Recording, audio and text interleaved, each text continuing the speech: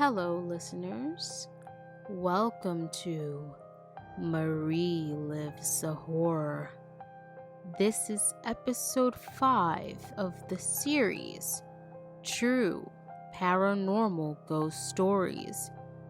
In this episode, I bring you 5 chilling tales of true paranormal experiences submitted to Reddit. So without further ado, step into my horror chamber as we live the horror together.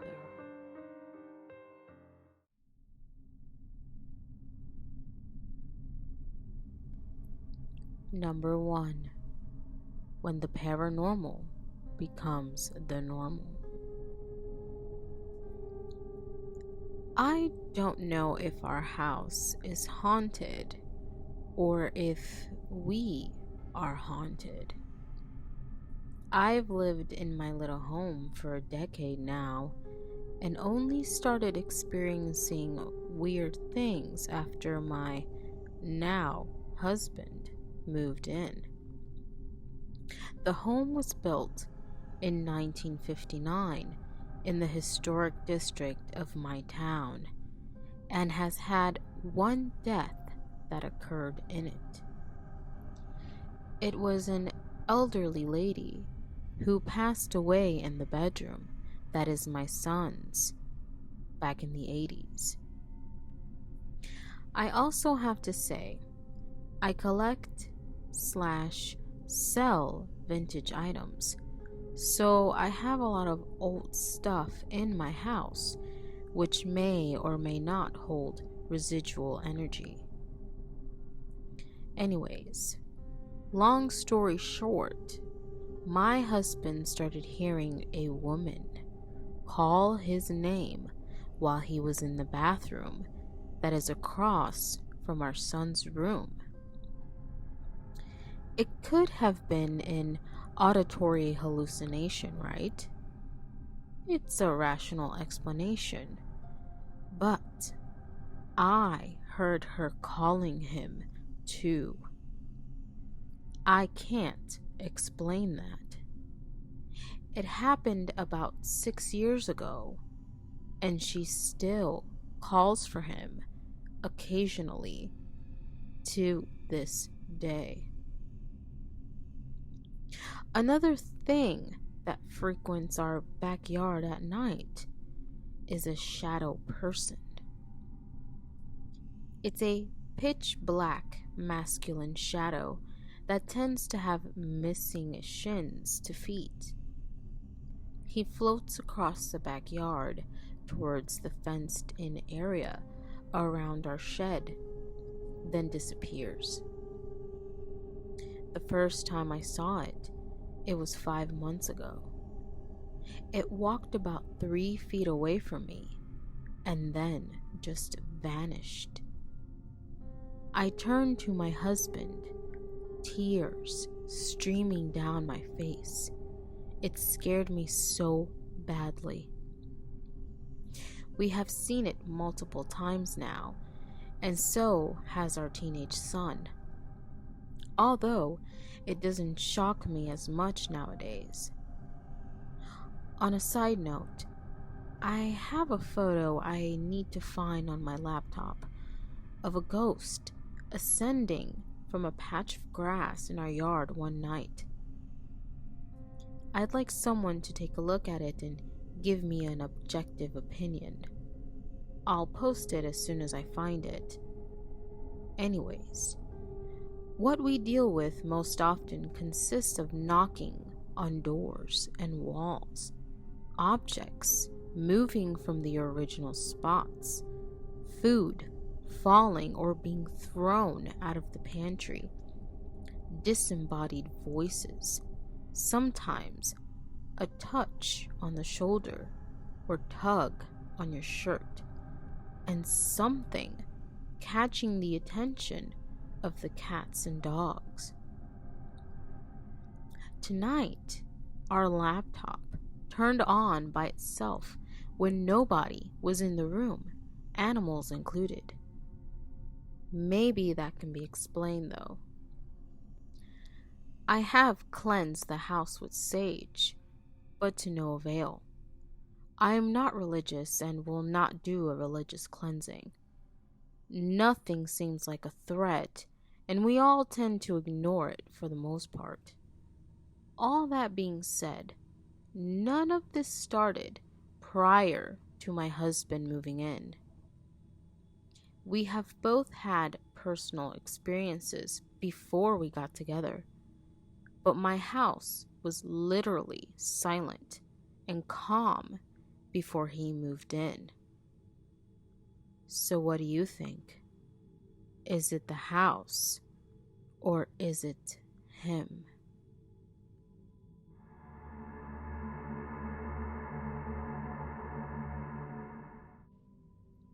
Number 2. What was she? I went out on my back porch one night, probably around 11 p.m. or so, once my son went to sleep.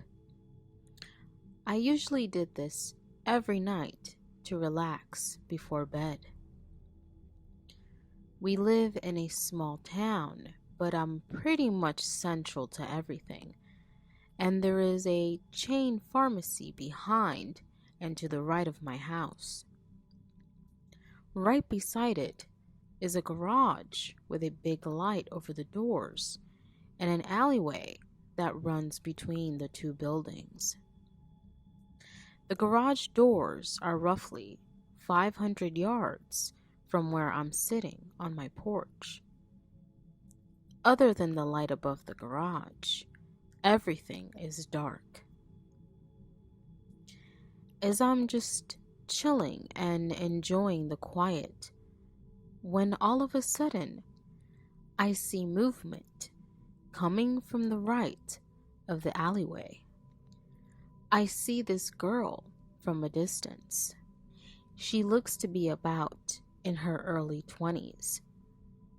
She's kind of slowly lurching up the alley towards the store.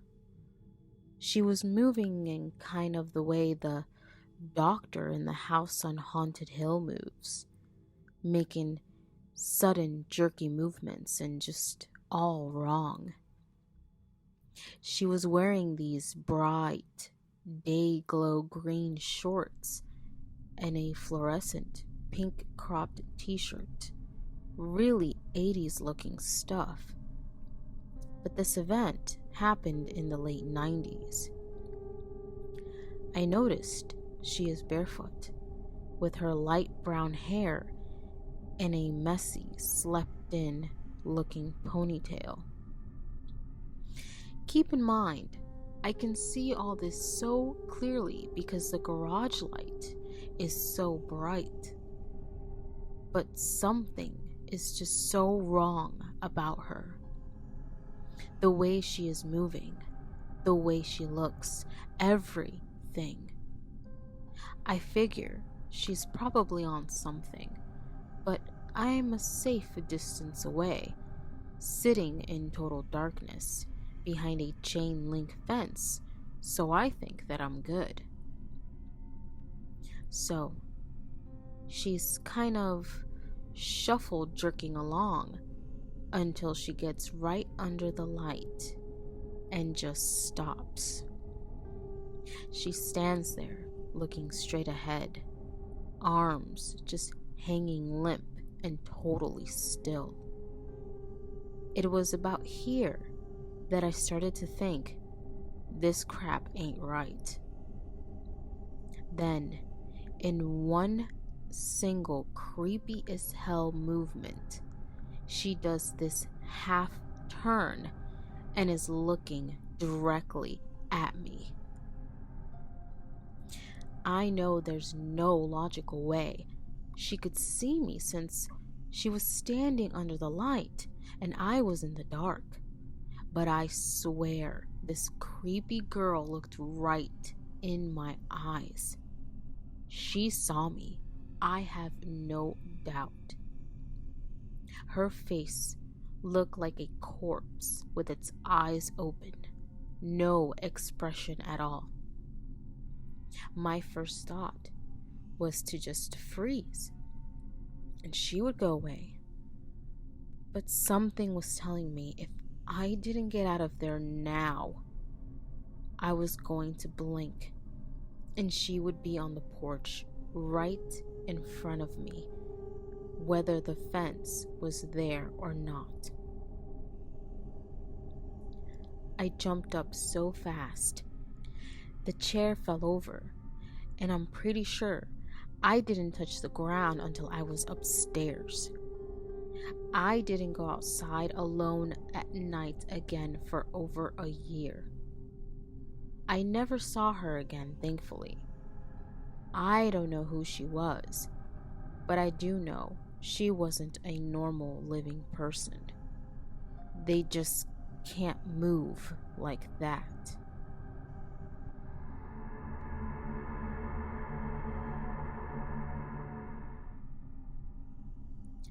Number 3. She was trying to come home. My mother-in-law was living with us a few years back. She had a lot of health problems and was almost 80, so she couldn't live alone anymore. About a month into her moving in, I had a dream that I'd looked out front and she was pacing next to her car, looking lost and confused. I ran out to get her as my husband came to the door, and I remember me saying in my dream, "They let her drive like this?"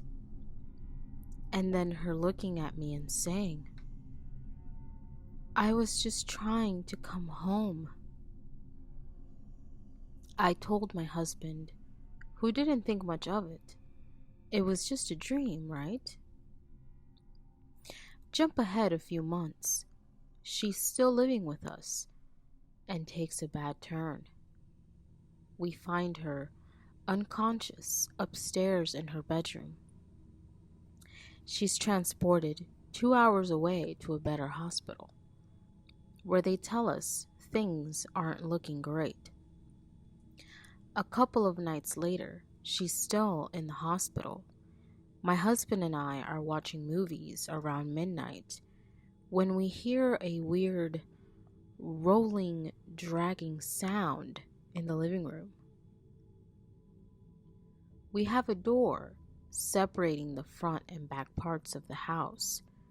It kind of sits back in a narrow little alcove. Her wheelchair was blocking the door.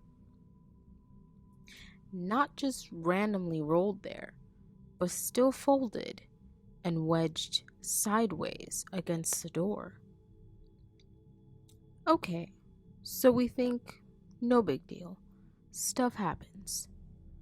It's an old house with crooked floors. We let that one go. Around 3:30 the same morning, we're still up and someone starts banging on our front door. Loudly, 3 bangs, a pause, and then 3 more. My husband goes to see what the hell is going on. The last bang hit as he was unlocking the door. He opens it and no one is there. At this point, I already noped back to the bedroom and he relocks the door. He gets halfway back when we hear bang, bang, bang. He looked out the window and no one is there. So he nopes back right behind me while the banging continues for about 30 minutes. The next morning, the hospital calls around 6 a.m. His mom died at 3:30 that morning. The banging continued randomly for the next 4 days until she was cremated. At which time, I like to assume she found his dad. I guess she was just trying to come home.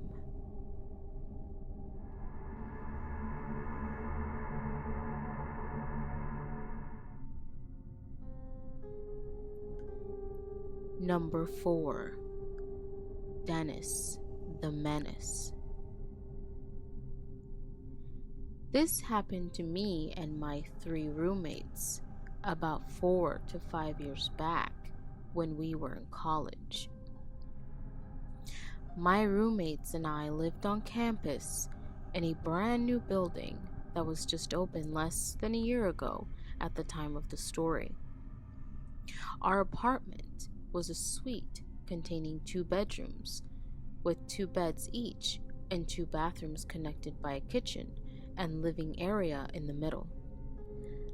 I moved into the apartment in the middle of the spring semester after a falling out with a previous roommate in another building.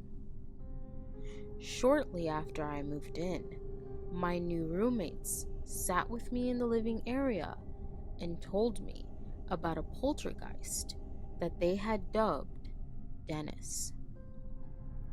Dennis moves things remotely, but had never at that point caused serious harm. I thought it was a little scary at first, but incredibly, I found myself getting used to it.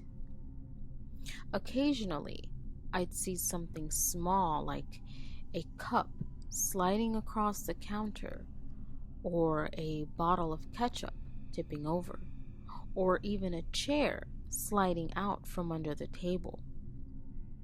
But there wasn't anything too major.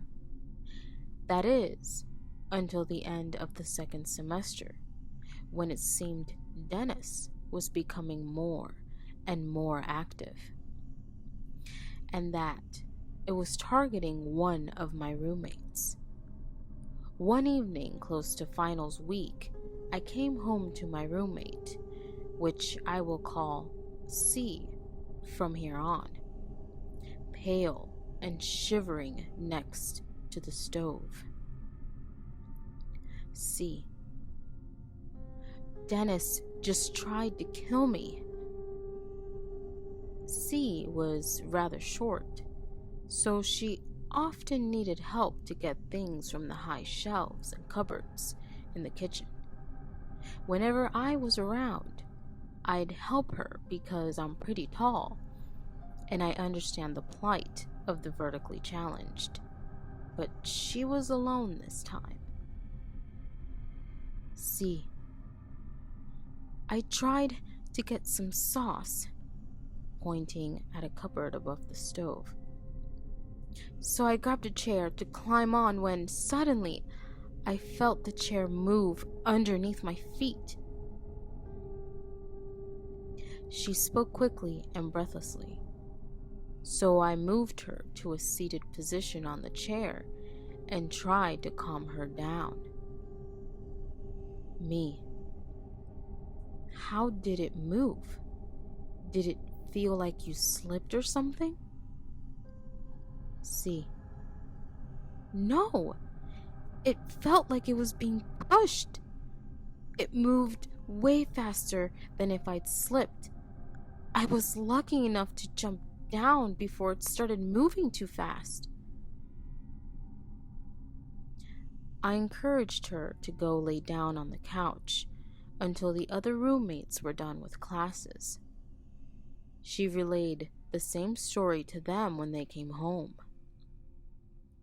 We decided to simply watch out and text each other immediately after another incident happened. I moved out after that last semester due to my participation in my school's program, but kept in touch with the other roommates. I ended up still living in the same building, but on a different floor. When we came back for the new school year, I met up with C for lunch at the school's common area. We were sitting and waiting for our food when she told me the latest update in the Menace saga. See, I was the first one back before the semester started. I was moving my stuff in and I had gotten some holy water that my mom gave me from the church. Her mom was a super religious person. I put the water in a cup on the coffee table and was moving my stuff back into my bedroom when it happened. There was a loud noise like something was shaking. It was so strange because I couldn't feel it in my room, but when I came to the living room, it looked like an earthquake was happening. I grabbed as many electronics and fragile items as I could and stuffed them into my bedroom. Me. Did it stop? See. No. Not until I said the prayer that the priest told me to say. I think that bringing the holy water really upset Menace. We all wondered who or what was haunting our apartment and why. There were two prevailing theories. One was before the building was erected, there were a series of old auction houses that sold slaves during the Civil War era. We suspected that the poltergeist might have been a result of the spirit of a slave, but there wasn't much credence behind this theory. The second theory was one that I personally believed due to the fact that plenty of other school buildings around us were haunted in the same way. My school consisted of two campuses, the medical school campus and the general education campus. However, the medical school campus was much older than the general campus and used to be surrounded by hospitals run by the university. Less than 1 block away from where my apartment now stands was an old mental institution. That building was turned into housing for the honor college students. One of my friends who lived there described a similar, though slightly more intense, haunting as the one that happened to my roommates and me. We learned later that most of the buildings on the block were used as part of the mental institution. Things seemed to calm down after that incident, and C kept the holy water around just in case. We never knew for sure what happened to Dennis, but he was really a menace. And that's the story of how I lived with a ghost. Thanks for reading.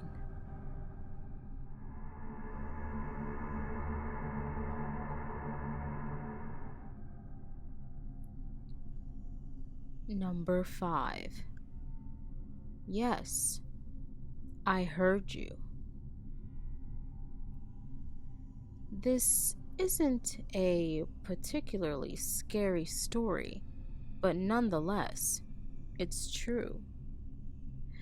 I don't scare easily since I've had several unexplained things happen to me throughout my life.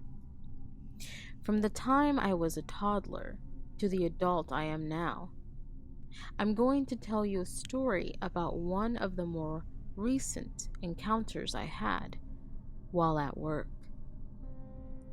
Here's some backstory for you first.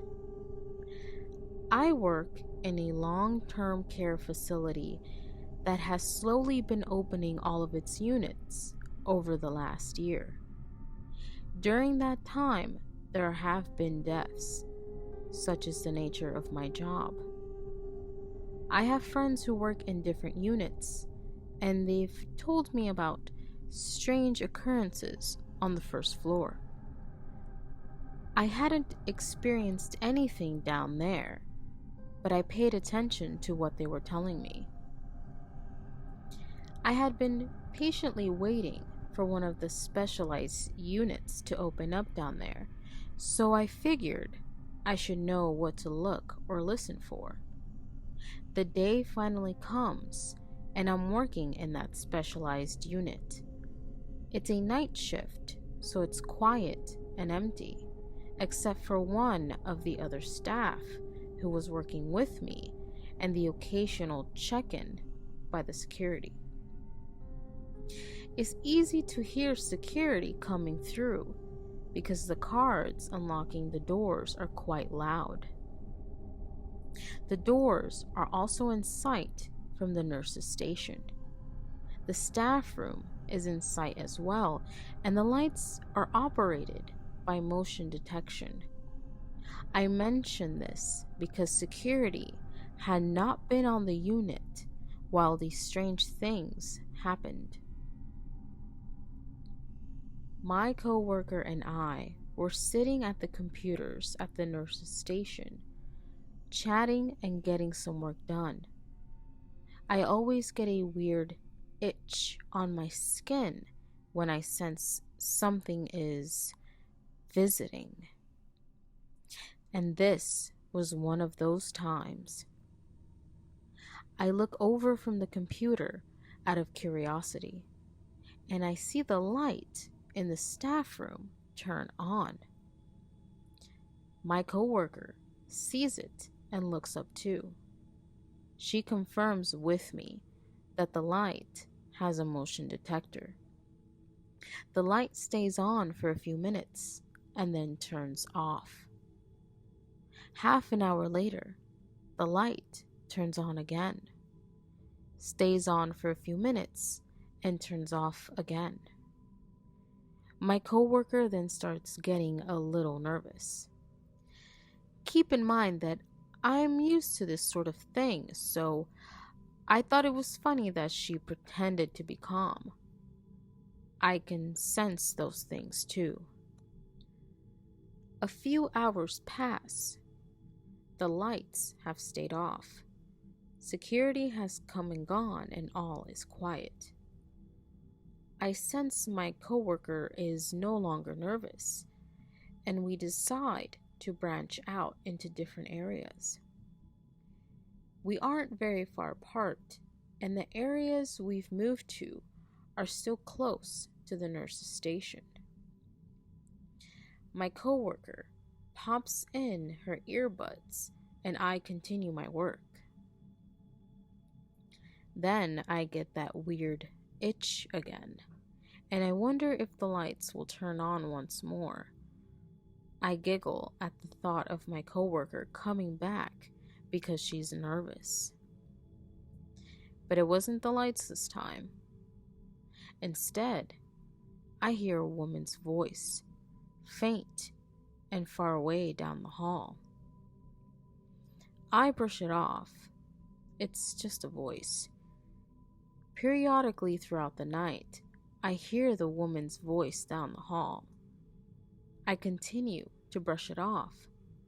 I'm guessing the entity belonging to that voice was becoming impatient, as my entire spine feels cold and itchy. I hear someone yell, "Hey!" right in my ear. I look around, but I know nothing is there. Then the loudest whistle I've ever heard a human make sounds off in that same ear. So loud, it makes me jump. I realized there were two entities visiting. I felt a little disoriented, so I stood up to try to get my bearings. The itch in my back goes away and I start to feel normal again. The entire time my coworker has her earbuds in and doesn't hear a thing. The rest of the night remained quiet. I wondered if whoever it was in my ear was satisfied I heard him and decided to wander off. That's a hard no, but that is a story for another time. Security comes in for a final check before shift change. He proceeds to tell me the unusual things he's seen on the unit. He tells me he won't go down the hall because he's heard a woman's voice down there. That hall has been empty since opening. Typically, I don't startle too easily.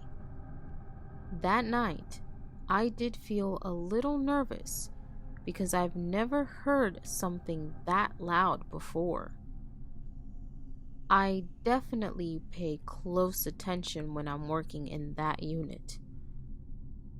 I hope you enjoyed my story. Maybe I'll write about more of my experiences some other time.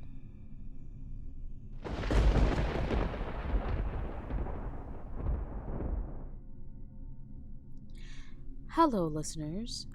Thanks for listening to this episode of True Paranormal Ghost Stories as you live the horror with me.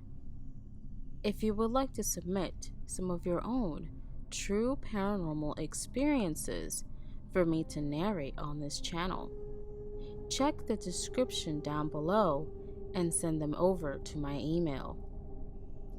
Don't forget to subscribe and click on the notification bell to keep up with future episodes. Thanks for listening. I am your host, Marie Lives the Horror.